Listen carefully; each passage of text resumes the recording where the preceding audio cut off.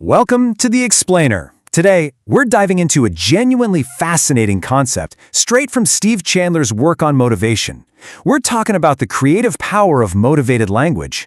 You see, we're going to explore how the specific words we choose, the ones rattling around right now in our own heads, they don't just describe our reality. No, they literally dictate our motivation and our ultimate success. So let's just jump right in. Does the word willpower make you feel completely exhausted? Honestly, just hearing the word might make your shoulders slump a little bit, right? For so many of us, the very concept of willpower just feels heavy. It feels draining and, let's be real, kind of miserable. We all know we need it to achieve our goals, but man, summoning it feels like pushing a boulder up a mountain. But here's the kicker.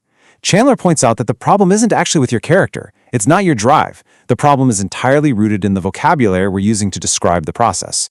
Subconsciously, we've hardwired that word to mean harsh self-denial and punishment. And Chandler points out something absolutely mind-blowing here. If you associate willpower with these intensely negative things, you are actively destroying your own resolve to build it. I mean, think about it. Why would your brain ever want to generate motivation for something that it firmly believes is just going to be pure punishment? It wouldn't. You're essentially sabotaging your own motivation before you even take step one.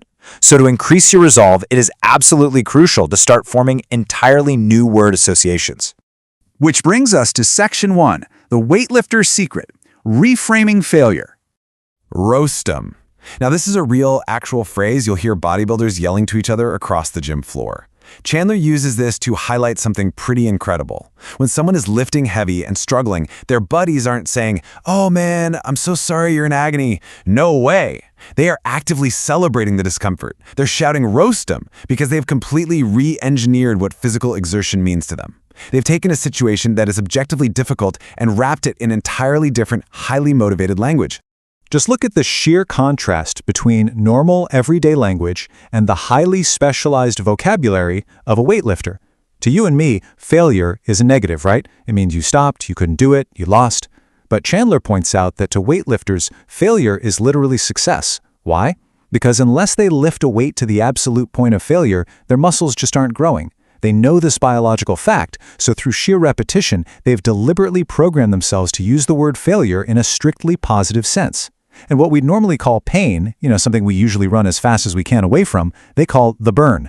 Getting to the burn isn't some unfortunate side effect. Getting to the burn is the entire goal. So, the really crucial takeaway here is this. Bodybuilders aren't just physically stronger than the rest of us. They are actively using a mental, linguistic trick. By consciously using motivated language, turning pain into the burn, and failure into success, they gain direct access to massive inner power through the use of human will. They don't have to force themselves to endure punishment. They are eagerly, excitedly chasing the burn.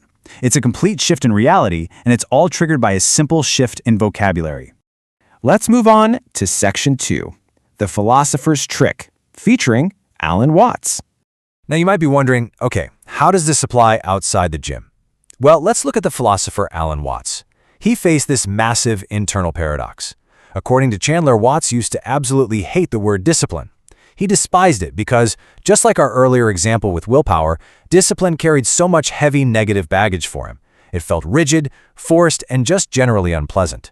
But Watts was a wise man, and he knew a fundamental truth. The absolute key to enjoying any activity in life, whether that's writing, meditating, or mastering a craft, was in the discipline.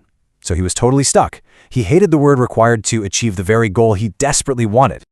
But here is Watts' brilliant workaround. He simply removed that toxic word from his internal dictionary entirely, and he substituted it with the word skill. And you know what?